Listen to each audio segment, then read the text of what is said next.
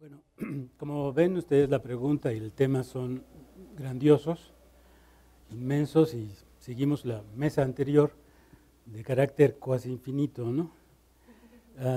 Entonces yo había pensado separarla en varios niveles, uno de los para preguntarles a los tres y que a partir de estas respuestas vaya generándose una agenda de trabajo sobre esta relación problemática, fecunda y aporética que es arte y ciencia.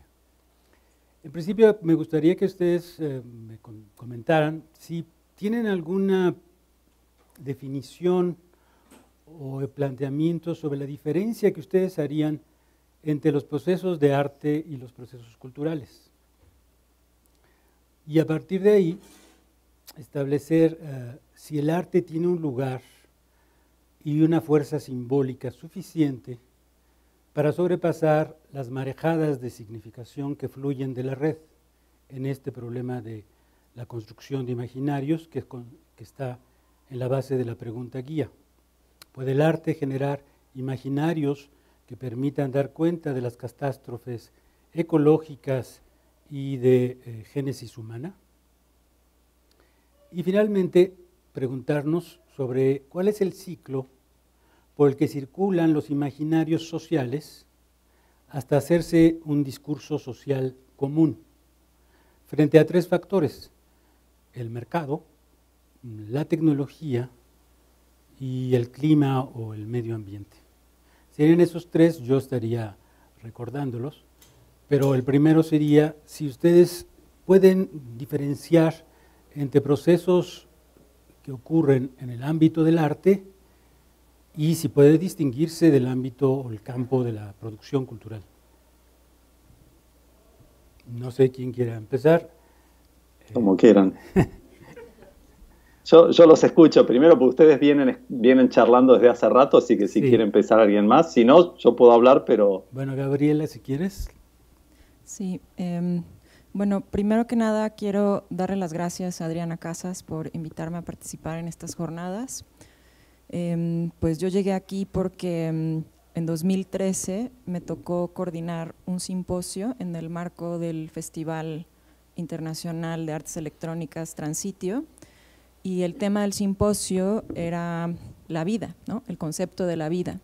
Entonces, pues en realidad está muy relacionado con el tema de estas jornadas, la relación entre arte y ciencia, y me da mucho gusto compartir la mesa con Sebastián, porque el colectivo Arte más Ciencia hizo un proyecto muy interesante que en su momento se relacionaba mucho con mi trabajo de investigación, que tiene que ver con las controversias biotecnológicas en México, en particular la retórica que ha generado la amenaza del maíz transgénico, que también se relaciona en último término con la catástrofe ecológica y el antropoceno, etcétera. Entonces, bueno, nada más quería pues introducir un poco, ¿no? Diciendo cómo llegué aquí. En cuanto a la diferencia entre el arte y los procesos culturales, pues yo no establecería ninguna diferencia esencial. Para mí la cultura son prácticas de significación en general. Creo que el arte justamente opera a través de las prácticas de significación, no siempre construye imaginarios, a veces solamente los desestabiliza, ¿no? Por ejemplo, si pensamos en la autoridad cultural de la ciencia como algo que forma parte de un imaginario que se ha construido históricamente, que tiene una historia de colonialismo, que tiene una historia, yo qué sé, de concentración de la producción de conocimiento en ciertos lugares, en ciertas figuras, pues el arte contemporáneo en particular me parece que ha hecho mucho ya para desestabilizar esa imagen. Si ha logrado llegar a construir imaginarios nuevos, eso yo no estaría tan segura, ¿no? Pero me parece que su labor es fundamental en cuanto práctica cultural, ¿no? O sea, no como algo separado de otros procesos, como por ejemplo la escritura o la misma ciencia, ¿no? Para mí también la ciencia es una práctica cultural, ¿no? Lo que pasa es que en español y en particular en México tenemos el hábito de llamar cultura a un sector, ¿no? y no a otros, ¿no? Cosa que me parece extraña, ¿no? Desde un punto de vista antropológico y semiótico, ¿no? Y político, por supuesto, ¿no? Y ya. Sí. Sebastián. Gracias por la invitación también, gracias a María Andrea y a Cintia, y por supuesto también a Adriana por colaborar en esta parte, y a Pepe Franco que está acá, entonces, y por supuesto a los que están aquí en el panel. ¿Estoy hablando bien o se escucha medio raro? Porque yo de por sí me monitoreo mal la voz, entonces… híjole, la pregunta sí me pareció como escandalosa. En principio diría, por supuesto, que no podría distinguir esencialmente entre arte y cultura, pero en la misma tónica también tendría yo a desechar el concepto de cultura como un punto principal de investigación. Por muchas razones que justo acabas de decir, tiene que ver con un proceso de culturalización, de desarrollo, de imperialismo, pero también porque pertenece a un enfoque humanista o antropocéntrico que eventualmente asumimos que tenemos una producción de algo que nos hace, no solamente que corresponde a nuestra excepcionalidad, sino que digamos nos encierra en una esfera de autorreferencia, ¿no? Entonces la pregunta será siempre tanto como cómo se confronta la cultura con el mundo natural, como luego, incluso más aberrante, cómo las culturas se comunican, ¿no? Que es un problema lógico más que un problema de facto. Pues por ese punto, en efecto, yo asumiría no hay una diferencia esencial entre arte y cultura, pero sobre todo porque la cultura no es, de hecho, es un pseudo problema, diría yo. O sea, preguntarnos en términos culturales siempre implica no preguntarnos claramente por las relaciones complicadas entre sociedad y naturaleza, y comunidades y naturaleza. Y en ese sentido empezaré yo a abordar justo los otros conceptos que no quieren suprimir la noción de antropoceno, sino como dice Donna Haraway, que van apilando distintos, otros conceptos que van apilando y van compostando la noción, que son los de capitaloceno y cutuloceno, ¿no? Por un lado, el capitaloceno implicaría no afirmar solamente la cultura humana como factor de cambio climático, sino insistir precisamente en los desarrollos de la economía mundial. Y luego está la salida del Cthulhuceno, que suena por supuesto como a Lovecraft hablando de Cthulhu, pero no es ese Cthulhu, justamente como dirá Donna Haraway, no es ese monstruo patriarcal del fin del mundo, sino que tiene con la palabra ctonio, que es como lo que está bajo la tierra, ¿no? Griego. Y entonces, en ese sentido, el Cthulhuceno no es una cosa que esté por llegar o que sino que es o que sea, digamos, un concepto alternativo al antropoceno, sino que tiene que ver con modo de narrar la historia de las relaciones interespecie, ¿no? Entonces, en lugar de pensar cómo está la cultura frente a la naturaleza, tenemos redes tentaculares de historias complicadas en las cuales se colabora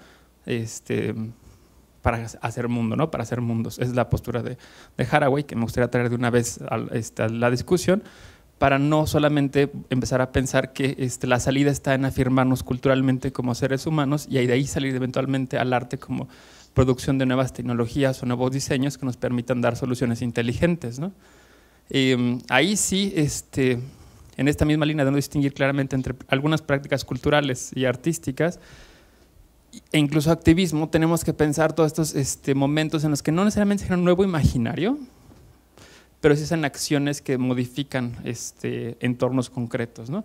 Y muchas prácticas artísticas que no solamente tematizarán arte y ciencia, sino que se comprometen con, digamos, con comunidades en extinción específicas, con problemas ambientales concretos, y entonces ahí más que un imaginario nuevo tenemos una responsabilidad, aunque a veces solo sea como la de Balanji, un poco como el duelo público, ¿no?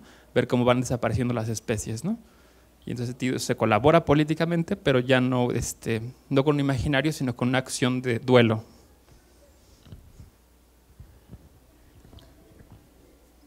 Sí. Bueno, sí, ¿me escuchan? Sí, te escuchan bien. Ok, ¿me ven también? Porque… También te vemos. Ok, bien. A ver, bueno, gracias a todos los colegas, gracias a Adriana también por invitarme, y ya que Gabriela, creo que fue quien primero habló, mencionó a Transitio, me trajo como referencia.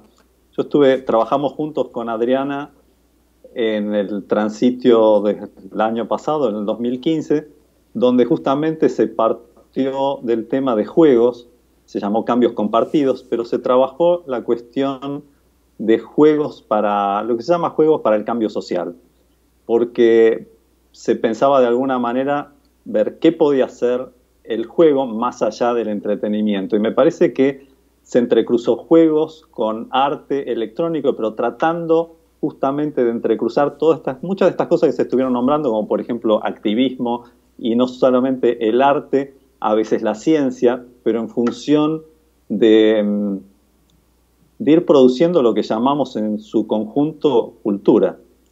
Yo en vez de, tal vez me corro un poquito y en vez de arte y cultura, me gustaría hacer un comentario sobre arte y ciencia, porque entiendo que toda la jornada es sobre arte y ciencia. Entonces, mientras iban hablando, me quedé pensando, si hablo muy rápido y por el Skype no se entiende, por favor me avisan.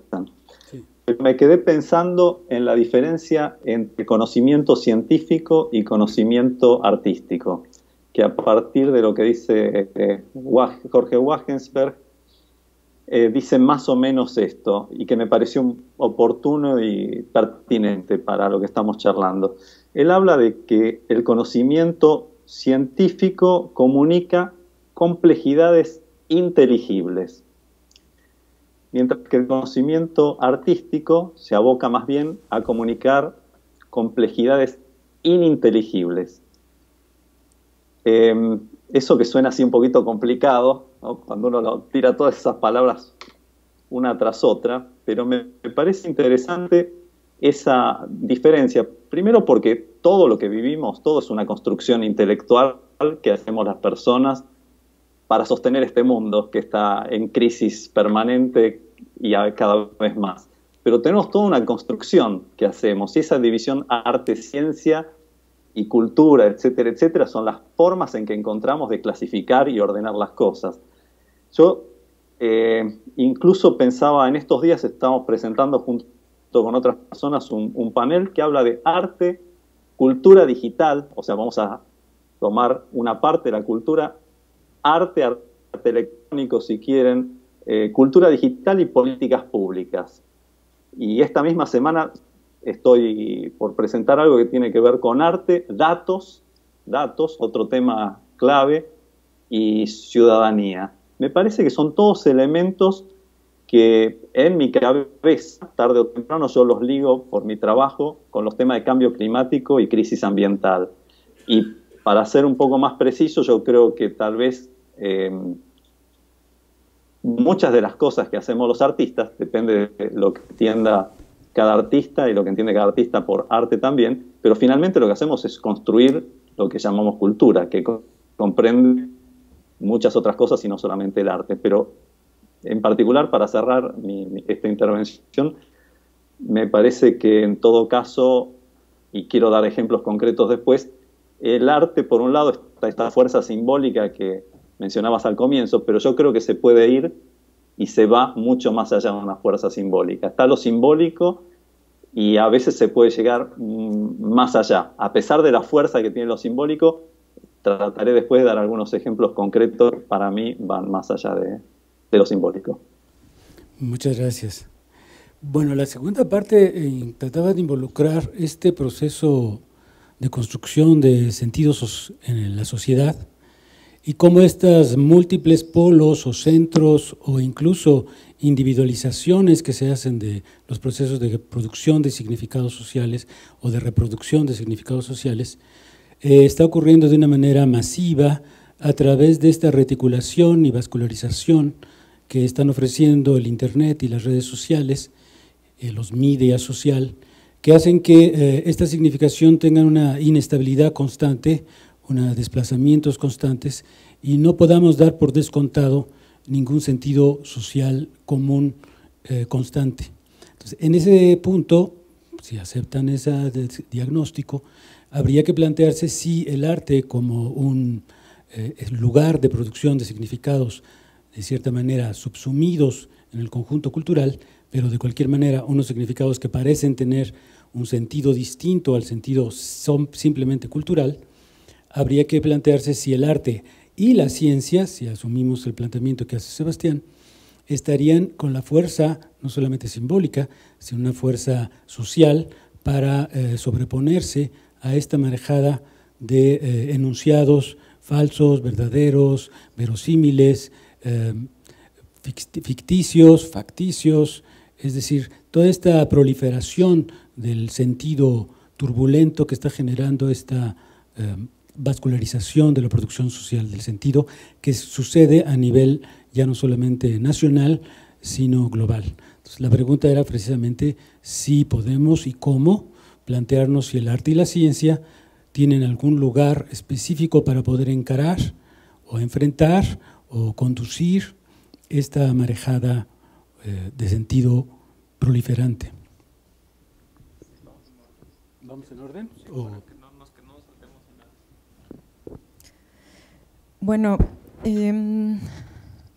yo creo que no, o sea que el arte como fuerza simbólica no puede enfrentarse a esta marejada. Pero bueno, otra vez, ¿no? Pues hay que cuestionar lo que entendemos como arte, ¿no? Si lo entendemos como un sector de la cultura, pues no, pero si entendemos que hay, bueno, una tradición, un conjunto de, bueno, una tradición se oye fatal, ¿no? Pero hay un conjunto de estrategias disruptivas, ¿no? Que forman parte, ¿no? De la historia del arte contemporáneo, que se pueden llevar fuera de ese sector cultural llamado arte, ¿no? Que pues sí, funciona, como decían en la mesa anterior, con las mismas lógicas del mercado que el arte intenta criticar como un contenido, ¿no? Ahora, a mí esto me interesa mucho porque en mi trabajo, y perdón que me siga autopromoviendo, ¿no? O sea, a mí me interesaba mucho el discurso activista, ¿no? Por ejemplo, contra los transgénicos, ¿no? Y de parte, o sea, ¿qué es lo qué imaginarios están defendiendo los activistas, ¿no? Claro, la agricultura tradicional, la agricultura campesina, la localidad, la identidad comunitaria, los pueblos indígenas, en fin, como que la tendencia era a oponer todo esto ante una ciencia pues extranjera, autoritaria, destructiva ecológicamente, etcétera, etcétera. Entonces a mí me interesaba ver esta confrontación, ¿no? De paradigmas de conocimiento, paradigmas políticos, etcétera, etcétera. Y siempre me pregunté por el interés paralelo que he tenido pues siempre en el arte, o sea, qué tipo de intervención podría efectuar el arte contemporáneo en esto que se presenta como una dicotomía, ¿no? Y bueno, mi impresión era que bueno, el arte contemporáneo lo que puede hacer es cuestionar ambos lados, ver qué es lo que tienen en común a pesar de las apariencias y dónde el discurso activista a veces fracasa o no alcanza a adquirir la fuerza suficiente, la que necesita para convertirse en un poder social significativo, ¿no? Algo que realmente permita pues rechazar, ¿no? Esta penetración de la tecnociencia pues en todas las esferas de la vida social, ¿no? Empezando por lo que comemos, por, ¿no? Lo que conforman nuestro cuerpo, ¿no? Nuestros cuerpos y el cuerpo social. Entonces, pues me encontré con el proyecto de Arte más Ciencia, que tiene un nombre muy curioso, se llama Sin Origen, Sin Semilla, y me dio a mí la impresión, ¿no? De que el discurso de estos artistas y científicos que estaban colaborando, pues realmente estaba diciendo algo distinto, ¿no? O sea, no estaba solamente reiterando lo que los activistas con los cuales yo puedo estar políticamente muy de acuerdo, ¿no? Pero a nivel de la retórica me parecía como muy problemático, ¿no? Estar repitiendo siempre lo mismo sin tener efectos significativos, ¿no? Básicamente, ¿no? Entonces, ¿qué es esto de sin origen, sin semilla? Bueno, quizá hay otro modo de relacionarse con la ciencia y con la tecnología que no sea un puro argumento de defensa localista, identitario, tradicional, etcétera, ¿no?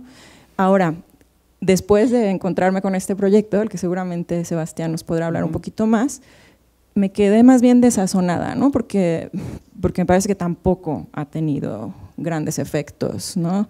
Que las colaboraciones entre artistas y científicos, así como el arte contemporáneo del mundo, pues está inmerso en ciertos circuitos que siguen siendo minoritarios, pues estas colaboraciones entre artistas y científicos están pues todavía en circuitos más minoritarios y bueno, o sea, no parece, ¿no? Que estén creando nuevos imaginarios, ¿no? Políticamente efectivos y bueno, en ese sentido soy más bien…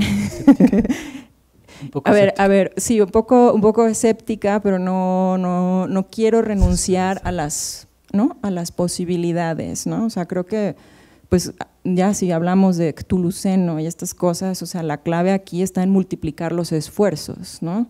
Y en, efectivamente, ¿no? Como quizá dejar de concebir el arte como un sector cultural y empezar a diseminarlo, ¿no? Radicalmente, incluso dentro de la academia, en otros ámbitos que no son los propiamente plásticos, quizá, ¿no? Eso. Sebastián. Pues sí, voy a aceptar la invitación de Gabriela a contarles un poco de lo que pasó, porque además casi puedo decir que yo fui responsable de la parte de maíz, entonces tengo un montón de información al respecto. Entonces, y quizá puedo iniciar a poner un par de elementos acerca de cómo nos hemos organizado y por lo menos un momento de autocrítica, ¿no? Que yo creo que es muy importante. En efecto, partimos tal cual como dijo Gabriela del problema de tener una confrontación entre imaginarios dicotómicos completamente tensos, ¿no? Si uno iba a las incubadoras de tecnología, se afirmaba radicalmente, el mexicano no tiene miedo a la tecnología y esto va a ser aceptado, ¿no? Y uno en cambio iba a CIMIT o iba a Semillas de Vida, o aquí mismo en la UNAM, y la respuesta era radicalmente y agresiva, ¿no? Queríamos incluso capturar las respuestas en video, pero no se pudieron todas, algunas por puro pudor, pero notamos como en el orden del activismo tenemos por lo menos quizá 3 fases así amplias, ¿no? Por un lado está la gente que tiene ese discurso que proviene de la antropología de sin maíz no hay país, cuyo imaginario depende mucho de la estética del realismo socialista mexicano. Entonces ahí vemos un problema importante en términos estéticos, porque ese es un imaginario fuerte que está pregnando y que se entiende, ¿no?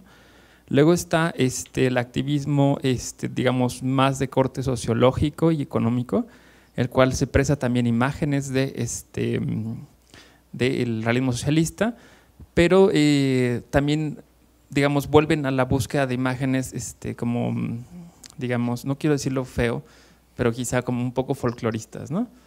Entonces, y luego está el que me parece más problemático porque es como doblemente perverso, que es el activismo científico. Porque sabiendo el proceso científico del problema, suelen ocupar imágenes que provienen justamente de este alud de imágenes de Internet. Y entonces cuando uno, y esto lo investigó, por ejemplo, hizo que una conferencia, Manuela de Barro, acerca de las búsquedas de Internet, como pareciera que toda imagen es posible ser encontrada, ¿no? Y sin embargo hay unas imágenes que desaparecen en favor de su modificación como meme, ¿no? Y ponía justo un tema del racismo, el sexismo, etcétera, ¿no? Un tema muy importante aquí es el modo en el cual los transgénicos aparecen o se reiteran y se repiten 1000 veces en las redes sociales. Entonces tenemos imágenes prototípicas como el maíz con granos sustituidos por pastillas, o como una mazorca, como una granada, ¿no?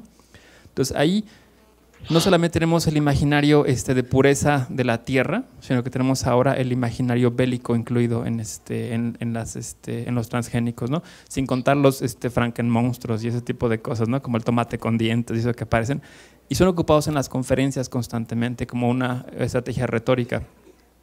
Y el problema es que esto no permite ni diálogo y de nuevo insiste sospechosamente en un elemento de pureza, ¿no? Una pureza de la tierra y una pureza cultural, ¿no? En ese sentido, pues no hay modo de solucionar, ¿no? El proyecto fue planteado, sobre todo tanto polinización cruzada como ligeramente tóxico, como un proyecto que descentra la discusión desde la cosa esta de lo artificial como jugando a ser Dios o la impureza, y pensar más bien el proceso de toxicidad del medio, así mismo como el del incremento de información. Entonces ahí el proyecto era más bien insistir en cómo es que la información se pliega y se repliega y se revuelve, y entonces uno se quedaba viendo los videos y el tiempo que se quedaba uno tenía cierta información, o sea, se contaminaba como los maíces se contaminan unos a otros para polinizarse, y el otro de la polinización cruzada era detección de transgénicos. Y el tema del que se hablaba como tácitamente es la estrategia de toxicidad usada para establecer monocultivos, ¿no? Entonces, al mover la discusión, si bien no se presenta un imaginario nuevo, se llama la atención sobre un problema que ha desaparecido por la pregnancia de los imaginarios del activismo, que en efecto, como dice Gabriela, uno puede estar de acuerdo con eso. De hecho, en gran medida tienen victorias pírricas, ¿no? Ganaron la moratoria, se evita que entren los transgénicos, pero generan problemas de falta de diálogo, ¿no? Entonces, quizá yo no creo que sea generar un nuevo imaginario, porque además, como dice Gabriela, no se puede combatir el imaginario que está aplastándolo todo, ¿no? Pero sí descentrar la discusión en ese sentido, ¿no? Ricardo. Bueno, gracias. Sí, interesante lo que decían los colegas, así que me iba anotando cantidad de cosas. Tal vez para llegar a nombrarles un proyecto que tal vez les resulte de interés en este contexto, les quiero comentar cómo en cierta etapa yo llegué a trabajar y a vincular temas que tienen que ver con arte, ciencia, tecnología, en particular con cuestiones de cambio climático y crisis ambiental en general. Recuerdo hace ya unos cuantos años cuando, así un poco inocentemente, yo fui a hablar con algunos científicos y algunos expertos en distintas tecnologías que justamente estaban estudiando temas de cambio climático. Y como nos sucede muchas veces, pensaba, bueno, ¿cómo podemos ayudar?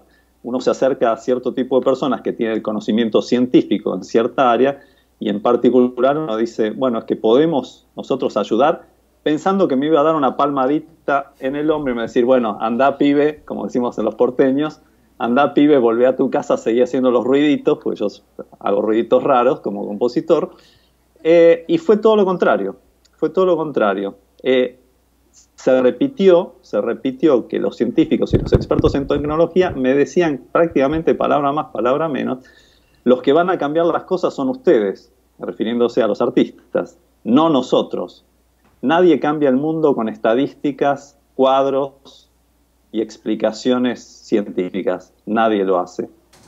Y ahí empecé a hacer una cantidad de cosas, porque yo en ese momento no lo tenía tan claro, pero yo creo que es así, porque somos los artistas en general los que ayudamos a producir ciertas acciones en la sociedad, por lo menos algunos artistas. Yo creo que eso es posible. Jacques Attali, que es economista, escribió hace muchísimos libros, hace muchísimos años, un libro que se llama Ruido, la política económica de la música, donde habla del poder de la música en Occidente. Y a mí me encanta porque es economista, ¿sí? No es un músico, pero él es el que habla del poder del arte y en particular de la música. Y el elemento artístico, en particular el de la música, como anticipador, lo que va a venir en la sociedad. En particular me gustaría comentarles, a partir de estas charlas que yo tuve en aquel momento con estos científicos, etcétera, etcétera, brevemente ahora, y si después podemos lo extendemos, inicié un proyecto que se llama Balance and Balance. En español es equilibrio, desequilibrio, sin saber muy bien qué iba a suceder. Pero, a ver, después de 5 conferencias internacionales que sucedieron en Argentina, Canadá, Australia, Estados Unidos y Colombia, y la próxima va a ser en Inglaterra, con prácticamente nada de recursos, ¿qué se logró hacer? Todas las conferencias, a diferencia de esta que felizmente están teniendo ustedes ahí, generalmente se vinculan y nos reunimos, los abogados con los abogados, los arquitectos con los arquitectos, etcétera, etcétera. Siempre nos reunimos los que sabemos y somos especialistas en algo. Bueno, ¿qué se hace en Balance and Balance? Los artistas, en general artistas electrónicos, convocamos a personas, artistas, científicos, especialistas en tecnología, filósofos, expertos en management y leadership, políticos, formadores de opinión, etcétera, a un simposio internacional que, como les dije, se realizó en varios lugares y que traigan ideas lo más concretas posibles para enfrentar temas de crisis ambiental y cambio climático. Por supuesto, algunos tienen ideas locales, otros regionales, otros globales, a veces son aplicables, a veces no, pero lo concreto es que a estos eventos vienen científicos y expertos de todo el mundo. Y el evento es fundamentalmente artístico o convocado por los artistas. Yo creo que hay muchos ejemplos donde, no sé, se me ocurre ahora Bolivia, donde los artistas, por ejemplo, ayudaron en su momento a detener el tema de la privatización del agua, cuando se quería privatizar hasta el agua de lluvia. Y fueron los artistas los que salieron a movilizar a la sociedad para que eso no suceda. Por más que salgan los científicos, nadie los va a escuchar, porque todo el mundo sabe, o casi todo el mundo sabe, excepto los que no quieren saber, cuál es el problema de la crisis ambiental y del cambio climático y cuán pronto nos vamos a estrellar. Los estudios pueden variar un poco, pero el que los quiere ver, los estudios dicen, puede pasar tanto tiempo, puede pasar tal otro tiempo. Pero entonces, ¿qué es lo que se hace? Si los científicos no pueden cambiarlo, yo creo que la estrategia de trabajar en forma conjunta entre distintos sectores puede funcionar. No sé si va a solucionar el problema, pero por lo pronto va a postergar el colapso. Y si posterga el colapso, tenemos más oportunidades de encontrar soluciones. Y para darles un ejemplo concreto, porque si no, esto es muy lindo, tenemos otro conjunto de conferencias más en el mundo, y hay tantas que nos sirven para hacer turismo académico, pero muy pocas veces para encontrar soluciones concretas. Entonces, cuando se hizo la segunda en Montreal, 2 minutos más y termino, cuando se hizo la segunda en Montreal, después de que terminó con mucho éxito, la gente del equipo que trabajó dijo, bueno, hagamos otra muy pronto. Y mi primera reacción fue no, porque la finalidad no es hacer simposios. Pero ¿por qué se siguieron haciendo y por qué se siguen haciendo? Bueno, les doy 2 ejemplos. Por un lado, un ejemplo más académico. La revista Leonardo, que es la principal publicación de arte, ciencia y tecnología del MIT Press, etcétera, etcétera, le dedicó 25 páginas a Balance and Balance hace 2 años. Y ahora estamos compilando otros papers para publicar en Leonardo, que van a ser por lo menos otras 25 páginas que saldrán en los próximos meses. Eso por el lado científico, tecnológico, académico, para que cierto sector se entere y vea la relevancia que algunas personas le asignan. Pero lo más importante de todo es el trabajo que venimos haciendo con el Red Cross Climate Center. O sea, si hay algo más que opuesto, yo diría casi oblicuo, en su distanciamiento, es, por ejemplo, yo me dedico a la música electroacústica. ¿Y qué tendrá que ver eso con las urgencias inmediatas de un centro el Centro del Clima de la Cruz Roja Internacional, que tiene urgencias, como digo, inmediatas? Sin embargo, por iniciativa de ellos y no nuestra, ellos encontraron que nosotros podíamos trabajar juntos en cierto tipo de iniciativas y que esto nos ayudaba a ellos a cumplir parte de su misión. Quiere decir que allá hace varios años que venimos trabajando.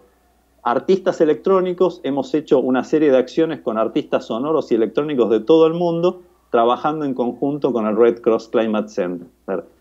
Cuando eso empieza a suceder, yo dije, bueno, esto sí tiene sentido, y pasamos de lo que yo decía antes, de conocer la información, de saber que nos vamos a estrellar, a una cosa muy diferente, que es lo que en inglés diríamos embodiment, que sería como incorporar, hacer propia, encarnar la cuestión de esa información para transformarlo en acción. Si no, saber las cosas y enterarnos y quedarnos mirando cómo nos vamos a estrellar, para mí no sirve de nada. Si para algo servimos los artistas, es para ayudar a que ciertas cuestiones se movilicen, que nos lleve a reflexionar y que esa reflexión nos invite a la acción.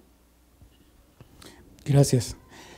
Queda entonces finalmente una dimensión que me parece que estaba en la última pregunta, y sería el papel que tienen los gobiernos, pero sobre todo los mercados, en esta fricción o en estas inercias que parecieran que son los enemigos y entran en lógicas antagónicas, o bien que en algunos casos son inversiones en buena voluntad corporativa, o sea, apoyan cierto tipo de aspectos o experimentos para ganar buena voluntad en un banco de buenas voluntades.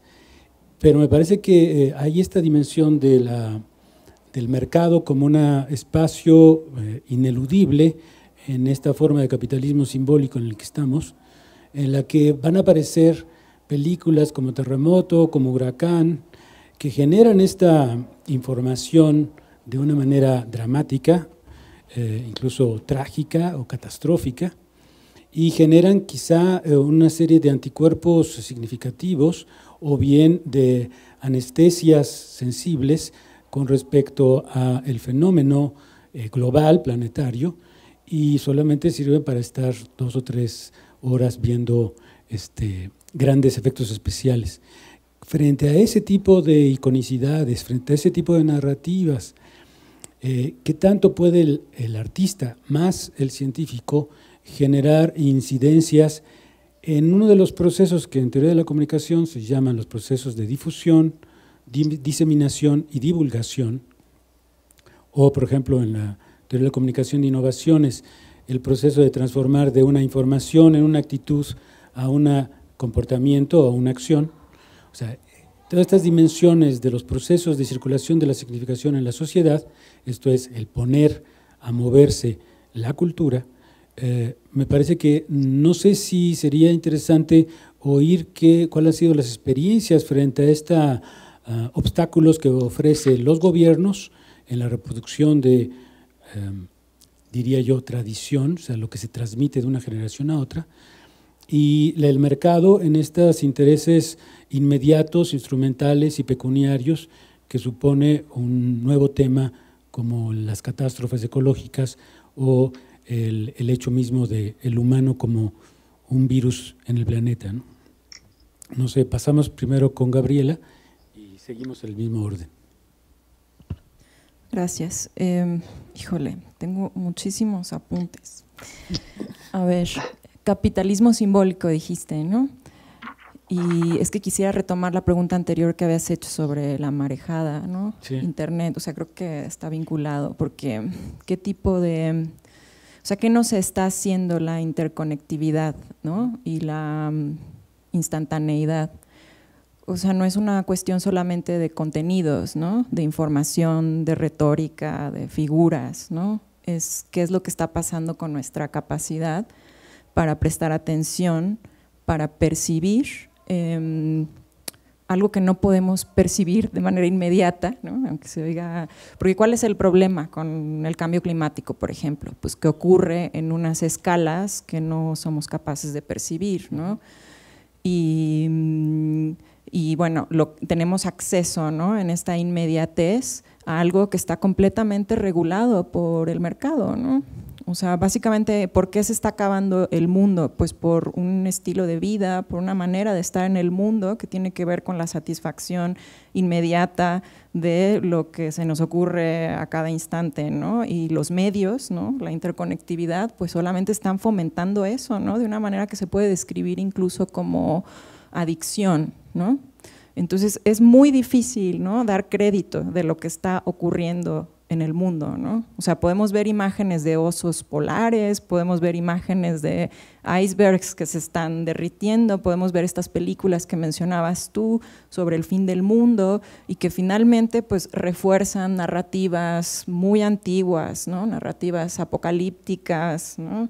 De castigo, ¿no? Por lo que hemos hecho y de redención al final, ¿no? Que normalmente viene con la tecnología, ¿no? Bueno, por supuesto, ¿no? Sí, heroico. Sí, un militarismo heroico, totalmente de acuerdo, ¿no? Entonces, pues realmente es complejo, ¿no? ¿Qué es lo que puede hacer el arte entendido como una fuerza simbólica? Hace rato Ricardo hablaba del juego, ¿no? De la dimensión lúdica y hablaba de que el conocimiento artístico tiene que ver con complejidades ininteligibles, ¿no? Entonces a mí me hizo pensar, bueno, justamente la catástrofe ecológica es una complejidad ininteligible, ¿no? O sea, estamos de algún modo aislados, ¿no? Por el mismo psicopoder, por los efectos, ¿no? de psicopoder que tienen las nuevas tecnologías, de acceder, ¿no? A esa complejidad de las mutaciones terrestres, ¿no? Porque realmente ahorita ya no es una cuestión de vamos a bajar las emisiones y entonces así vamos a salvar el mundo. O sea, ya ni aunque bajemos las emisiones, vamos a detener un conjunto de procesos pues que ya están siguiendo su propia dinámica, que es pues prácticamente desconocida para la ciencia, ¿no? De la que disponemos. Entonces están ocurriendo un montón de cosas que son inimaginables y a ello pues hay algunos artistas que sí le han estado prestando atención, ¿no? Y lo curioso es que su actividad pues no, digamos que no toma la forma de la militancia, de la retórica justamente, ¿no? Del acompañamiento a movimientos sociales particulares que defienden un conjunto de intereses comunitarios, etcétera, ¿no? Sino que tienen que ver, por ejemplo, en el ámbito del arte sonoro, con sacudir, ¿no?, esa percepción que creemos tener de nuestro entorno, ¿no? Y pienso en el trabajo de Mario de Vega, que es el último que vi, hizo una investigación, o sea, colaboró con un montón de gente para hacer una investigación sobre las ondas electromagnéticas, ¿no? Y digamos que la parte artística de ese proyecto pues era escuchar, ¿no?, cómo se oyen en realidad las ondas electromagnéticas. No escuchamos eso directamente, pero ese es el mundo que habitamos, ¿no? Y entonces cuando yo escuché aquello dije, bueno, efectivamente, ¿no?, o sea, nuestro cuerpo recibe unas vibraciones de una intensidad pues calamitosa y vamos por la vida sin enterarnos, ¿no?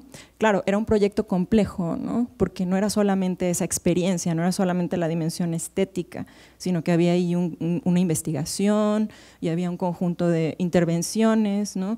Y eso a mí me dejó pensando mucho, ¿no? Bueno, entonces ahora el arte no es una pieza o un impacto estético, ¿no?, sino todo un proyecto en el que se involucra mucha gente, independientemente de que se haya formado como artista o no, y que pretende pues quizá no visibilizar en parte, pero también sacudir y también, ¿no?, se puede apropiar, ¿no?, como alguien mencionaba también, ¿no?, eso es una práctica cívica, ¿no?, para mí el arte ahora mismo, ¿no?, que no se restringe a lo simbólico, sino que tiene el potencial, ¿no?, pues de sacudir eso simbólico que nos atrapa, porque ya está, digamos, tan capturado, ¿no?, en economías de la atención, pues que son prácticamente avasalladoras, ¿no? O sea, que tienen que ver de manera muy material con el modo en que habitamos la cotidianeidad, ¿no?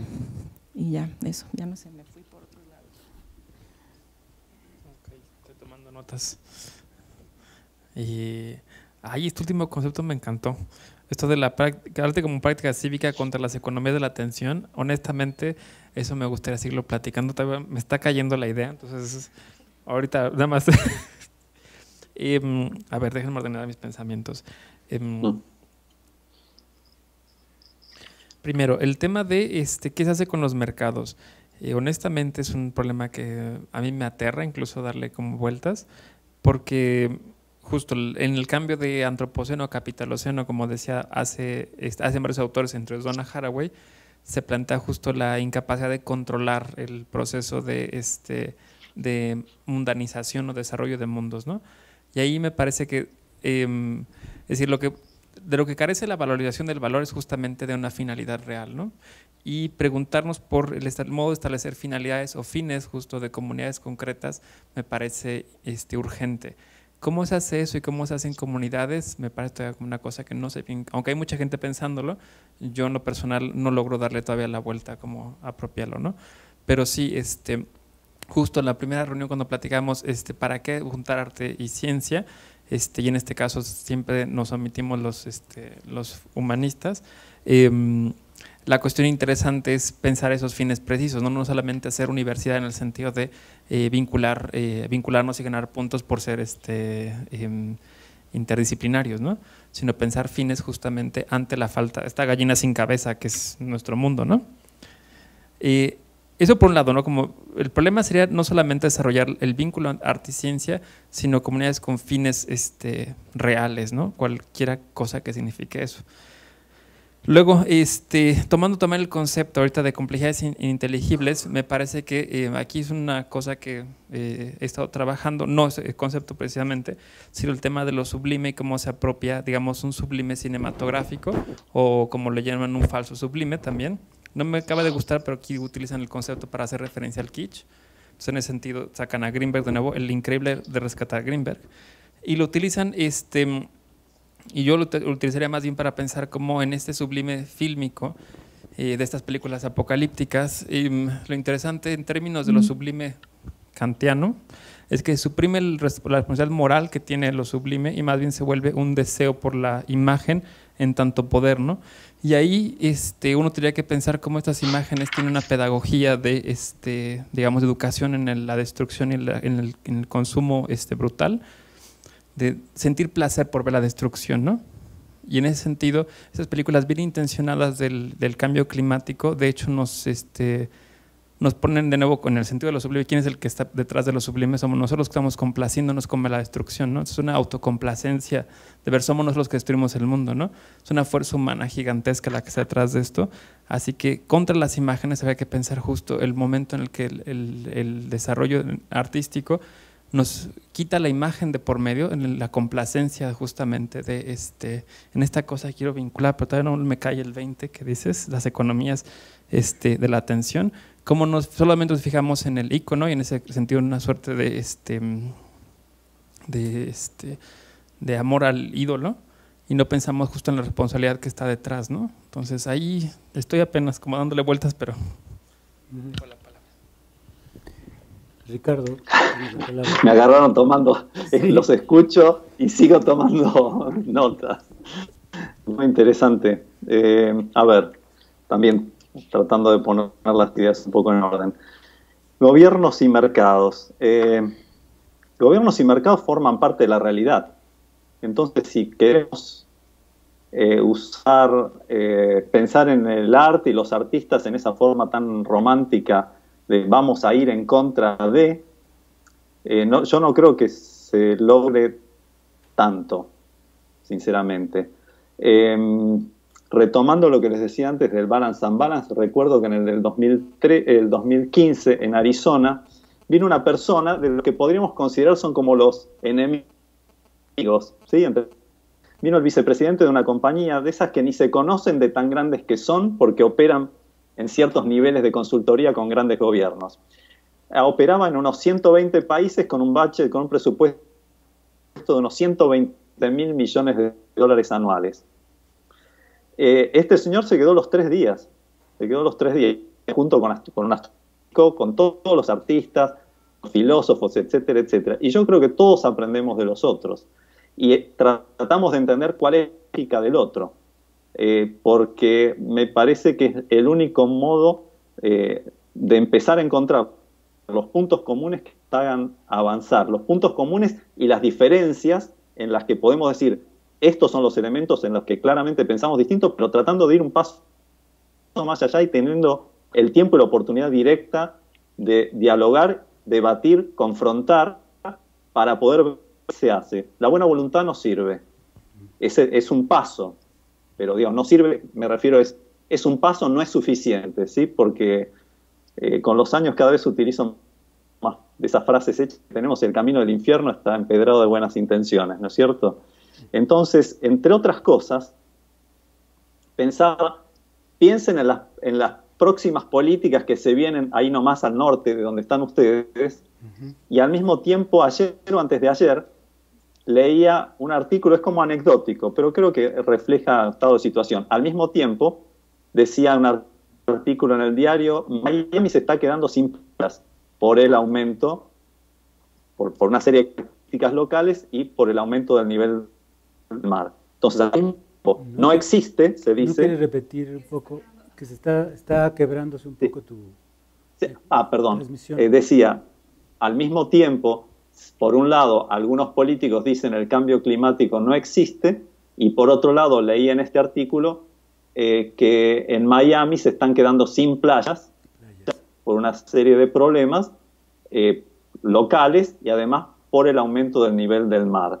Entonces, hay como una pequeña contradicción entre la realidad y el discurso político y de los mercados.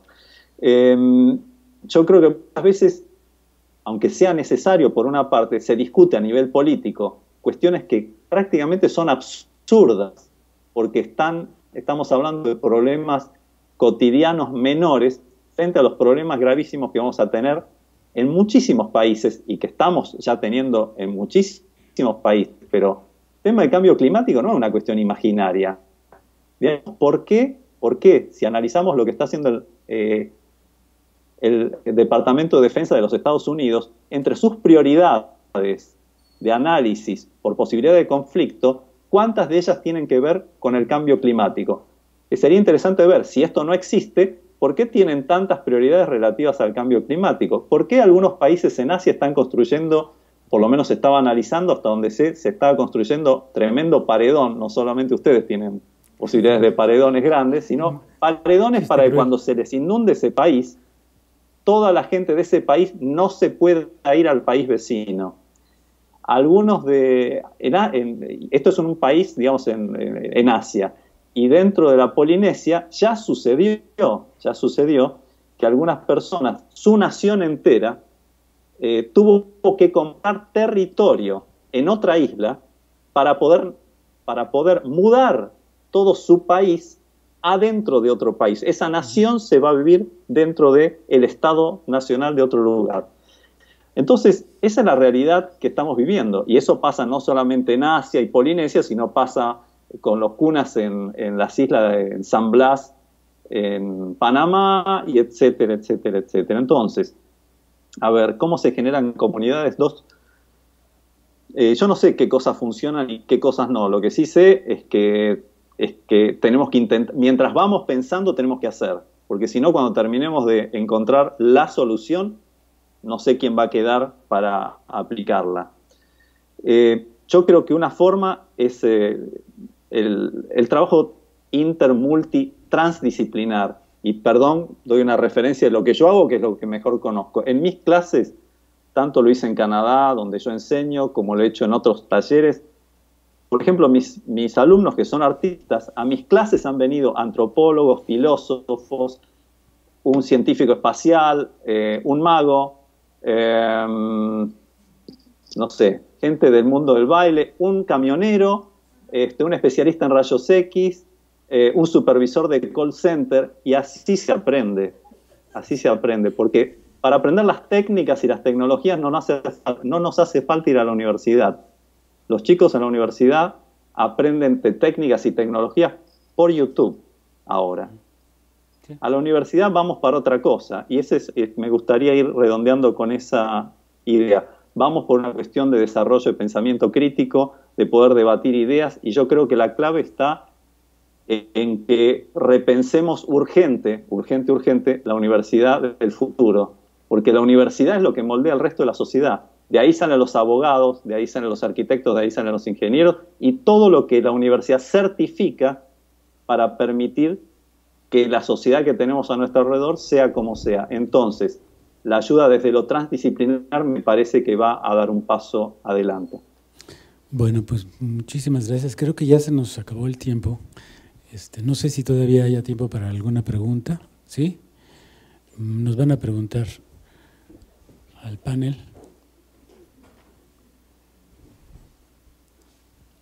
¿O inquietud?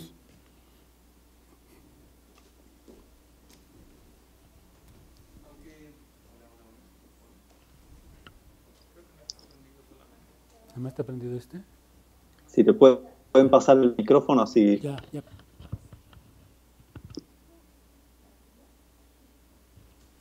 Están prendiendo el micrófono. Gracias, Ola. Aunque ya lo mencionaron en varias ocasiones, ¿cuál sería el efecto que ustedes imaginan de la visibilización del problema del cambio climático a través de la obra artística como producto del trabajo entre la colaboración de arte y ciencia? ¿Pasamos contigo, Ricardo? No entendí una de las palabras. ¿Cuál sería la? ¿Cuál sería la? ¿Cuál sería el impacto de la visibilización, de hacer visible, visibilización? Sí, de hacer visible la problemática del cambio climático en un producto que pudiera ser obtenido entre la colaboración de arte y ciencia? Yo puedo hablar si quieren. Sí, por favor. Sí. Yo creo que no hablaría de un ejemplo, yo creo que hay infinidad de ejemplos. Pero, por ejemplo, si quieren uno, se me ocurre el LAGI, por ejemplo, que es el proyecto Land Art Generator Initiative, donde trabaja un artista con un arquitecto, y básicamente lo que se proponen es hacer una intersección entre arte, arquitectura, con elementos que pueden tener un impacto local, pero digamos a veces importante, que su impacto tiene que ver, por ejemplo, con generar energías, digamos, no contaminantes o que su contaminación sea mínima, o, por ejemplo, reciclar determinados elementos, o por ejemplo, otro ejemplo podría ser limpiar directamente, reciclar o directamente no reutilizar, pero tal vez limpiar un determinado lugar, podría ser un lago. Me refiero, hay cuestiones concretas. A veces las soluciones pasan por lugares que uno no se imagina. Y esto me lo enseñó bastante mi trabajo y mi colaboración, digamos, con el Red Cross Climate Center. Ellos aplican cosas que uno a veces ni se imagina. Cuando hay recursos, las cosas se hacen de un modo, cuando no hay recursos, se hacen de otro. Yo creo que primero hay que reconocer cuál es el problema. Y a partir de eso, las acciones, hay infinitas acciones para aplicar, a muy baja escala, mediana y gran escala. Por eso es importante lo que hacemos nosotros todos los días, pero hay una cosa fundamental que veo también. Para llegar a hacer esos cambios en políticas públicas, etcétera, etcétera, también hay una cuestión que tiene que ver con el manejo de grandes cantidades de datos, lo que llamamos Big Data o Data Science en algunos casos. De nada sirve que ahorremos cerrando el grifo, le dicen ustedes canilla, decimos nosotros, el grifo para que no caiga una gota, si no estamos preparados para lo que se viene, que es cada vez más la gran cantidad de manejo de datos que va a condicionar nuestra sociedad en los próximos años, próximos prácticamente ahora, y el que tenga no solamente el manejo de esos datos, sino el que pueda hackear esos datos, puede provocar un colapso tan gigantesco en el mundo por tanto tiempo que lo que hagamos nosotros cuidando nuestra huertita no va a servir de nada. O sea que me parece que tenemos mucho por aprender y mucho por dialogar. Soluciones hay, algunas. Bueno, ¿tenemos otra pregunta? Sí, de este lado. A ver, a mí me llamó mucho la atención desde el principio de la exposición un fenómeno que me parece muy interesante como para poder pensar el problema, que tiene que ver con el imaginario. Muy al principio decían es que el imaginario que atraviesa el discurso de los activistas pasa por aquí, por una lógica identitaria, ¿no? Hay un problema de este otro lado pensando en los problemas ecológicos que también atraviesan, incluso en un sentido de cómo lo imaginario atraviesa en la invisibilización de los problemas ecológicos también. Mi pregunta tiene que ver con ¿cuál sería, cómo posicionarse éticamente y políticamente ante los imaginarios, incluso en el sentido de que tal vez los propios imaginarios están invisibilizados? Quiero decir, nosotros hablamos con la categoría de lo imaginario como si fuera una cosa que nosotros alcanzamos a ver desde ciertas condiciones de posibilidad, ¿cierto? Pero cuando uno, sin decir que nosotros mismos no estemos sumergidos en nuestros propios imaginarios y en lo fantasmático que los imaginarios tienen, ¿no? Es decir, sin decir que el cruce entre ciencia y arte no supone de suyo ya ciertos imaginarios. Es decir, pareciera que esta cuestión del imaginario, tal vez es pretencioso construir nuevos, pero tal vez ya es mucho decir cuando se logran visibilizar, porque parece que pasan por invisibles, pues, ¿no? Entonces un poco mi pregunta sería esa, ¿cómo posicionarse ante el problema del imaginario, tanto este tipo de imaginario que invisibiliza estos problemas con los problemas ecológicos, pero también los imaginarios que nos atraviesan a nosotros en nuestra propia praxis, tanto científica como artística? ¿Quieres contestar? Perdón por tocar el micrófono. Ay, pues gracias por esa pregunta porque a mí me ha acompañado mucho tiempo. Sí. Podría decirse que era mi pregunta, ¿no? Sí, para con el activismo. Y sí, o sea, creo que hace rato José Luis Barrios hizo una observación en este sentido, como, bueno, se trata de pensar nuestra propia inmersión en la ideología, ¿no? O sea, por supuesto, ¿no? Que no vamos a tratar ni a las comunidades, ni a las retóricas, ni a los imaginarios como objetos ahí afuera que nosotros podemos analizar sin estar implicados en eso, ¿no? O sea, creo que la ética y la política dirían justo por no caer, ¿no? Por no reincidir, ¿no? en esa epistemología, pues sí, tan tradicional y tan tan cómplice, ¿no?, de lo que estamos viviendo, ¿no? Me está acordando, y nada más para retomar algo que decía Sebastián al principio, ¿no?, de que la cultura y el imaginario, todo este vocabulario es muy antropocéntrico, ¿no?, y necesitamos otras perspectivas para abordar la crisis ecológica, pues, que habitamos, ¿no? Y sí, yo detecto, ¿no?, que hay bueno, no detecto, es obvio, ¿no?, que hay un interés por lo inhumano y lo posthumano y lo postantropocéntrico en la cultura en general, no nada más en el arte, ¿no? Como por dejar de hacer sentido, ¿no? O sea, dejar de estar, ¿no?, narrativizando y más bien poner en cuestión, ¿no?, el acto mismo de narrativizar. Entonces, hace poco estuve en un encuentro de artistas en Cuenca, en España, que se llama La Situación, y participaron unos argentinos que se llaman, creo que son argentinos, no me acuerdo. Sonaba. Se llaman La Internacional Errorista, ¿no?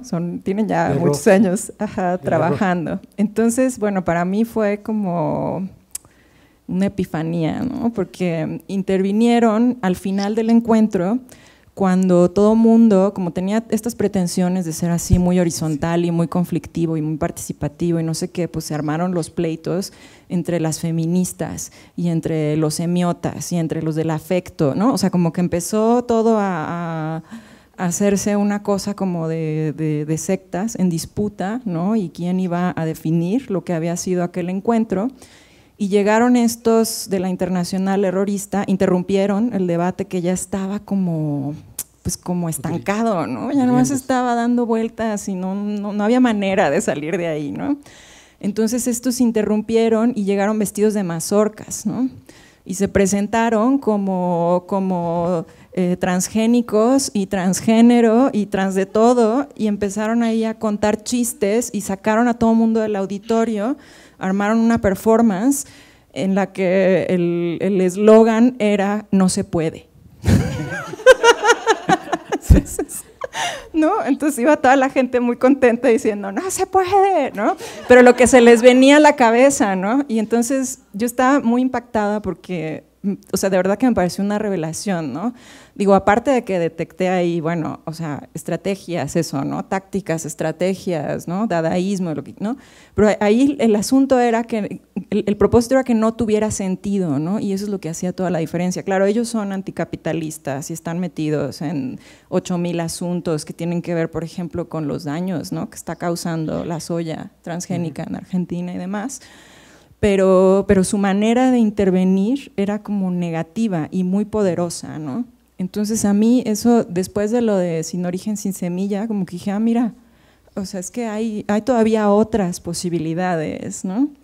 Y ya ni me acuerdo eso, ¿no? O sea, me pareció, retomando el tema, ¿no?, de cómo posicionarse ética, políticamente, ¿no? O sea, tendría que hacer un análisis que no he hecho, ¿no?, de la Internacional Errorista, pero creo que por ahí va, ¿no? Un poco como por sabotear esta expectativa, ¿no?, de tener sentido, ¿no? Sí, el humor como extrañamiento, el sinsentido como detonador de la falta de sentido, del sentido. Creo que en ese juego estaría la posibilidad del arte en su versión dadaísta o humorista, ¿no? No sé si te contestamos, no sé si quieres, Sebastián, añadir algo. Es que sigo como procesando un poco la pregunta, porque en principio, sí, crítica de imaginarios es básica, ¿no? Pero justo lo que me he dado cuenta en las vinculaciones entre disciplinas, en estas reuniones normalmente uno se alerta a estos problemas con mucha más facilidad. No es que diga, ahora vamos a hacer cosas interdisciplinarias para darnos cuenta de quiénes somos, ¿no? Sin embargo, sí ocurre. O sea, no es que quiera hacerlo como programa, pero un momento en que uno se alerta de estos problemas, justo mencionaba hace un momento el activismo científico, porque fue una gran sorpresa. Uno supondría que el científico tendría un argumento mucho más fino para discutirlo y que apareciera como, a mi parecer, el más perverso, porque sabe de lo que está hablando y en cambio produce imágenes completamente cerradas. Me pareció aterrador, ¿no? Pero eso fue una sorpresa enorme para mí.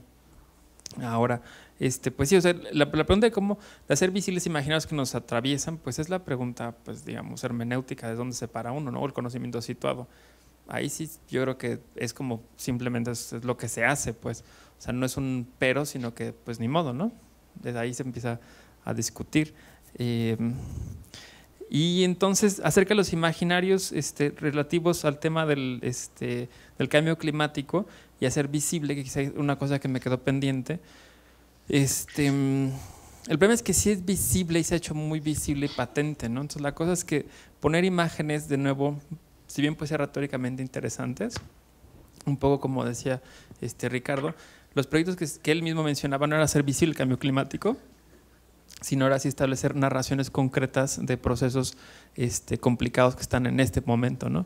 No solamente ver la destrucción que nos complace como somos nosotros los actores los héroes de esta narración, sino narrar otras historias y entonces no solamente esperar el fin del mundo, sino ver que es un tiempo que va a tardar, ¿no? Entonces ahí sí, no sé si postergarlo, pero es el tiempo que nos toca, ¿no? Así no solamente es estar como esta mirada nostálgica o quizá más bien melancólica de ver el fin del mundo, ¿no? Esperándolo sin hacer nada. Entonces ahí sí el imaginario creo que en relación, si visualizarlo normalmente suele ser generar esa pasividad de nos va a llegar y punto, ¿no? Lo que Ricardo menciona, los ejemplos eran justo prácticas que no tienen que ver con solamente ver la monstruosidad de cómo se derriten los cascos, etcétera, se me cae la palabra, el hielo, pues. Ajá, gracias, se me fue la palabra ahorita por estar. Los casquetes polares. Sino eso, ¿no? Ver cómo se articula tentacularmente el mundo, ¿no? Y ahí, pues el problema no está acabado, ¿no? Bueno, creo que ya se nos acabó el tiempo finalmente, no hay ninguna pregunta más. Creo quedaron muchas cosas en el… Si no hay preguntas, ¿puedo redondear algo? Sí. Sí, puedes redondear, ¿Sí? Ricardo. ¿Puede ser? Sí. Simplemente tomando lo que dijo Gabriela antes, que muchas veces comienzo mis charlas mostrando un slide donde dice no creo en el cambio climático, donde está así escrito en una pared, muy así con graffiti, mientras se ve que está medio tapado por el agua, que se nota que está subiendo, y a veces el humor, la ironía, con muy poco tiene un efecto que miles de palabras y lo que decía al principio, cuadros y estadísticas no tienen. Y solamente una cosa más, CISEC dice que tal vez algunos gobiernos, parte de la sociedad, tal vez todo esto del cambio climático es un nuevo opio para las masas, porque ahora estamos preocupados por esto porque siempre la idea es imbuirnos miedo. Y tal vez eso sea cierto, pero para eso lo único que podemos hacer es seguir intentando ver en dónde estamos inmersos, porque muchos científicos plantean que nosotros tal vez vivamos en una Matrix. ¿No quieres Entonces, repetir, es difícil a veces saber. ¿No quieres repetir antes? Que muchos científicos dicen que un porcentaje muy alto, consideran que es probable que nosotros estemos viviendo en una especie de en una especie de mundo, ¿sí? El tema es, ¿cuál es la realidad? Mientras descubrimos cuál es la realidad, nosotros hacemos nuestras complejas construcciones como dividir arte y ciencia porque no tenemos otra forma de hacer las cosas. Yo creo que tenemos mucho por aprender, mucho por discutir. Este tipo de diálogos es muy importante, pero cuando salgamos de los diálogos, como dije hace un rato, reflexionando y salir a hacer mientras seguimos reflexionando. Bueno, se congeló un poquito la imagen, pero sí alcanzamos a escucharte, no a verte. No te hiciste visible, pero sí audible. Es suficiente. Creo que Gracias. Terminamos esta mesa. Muchas gracias por su atención, aunque haya sido un pacto de atención. Yo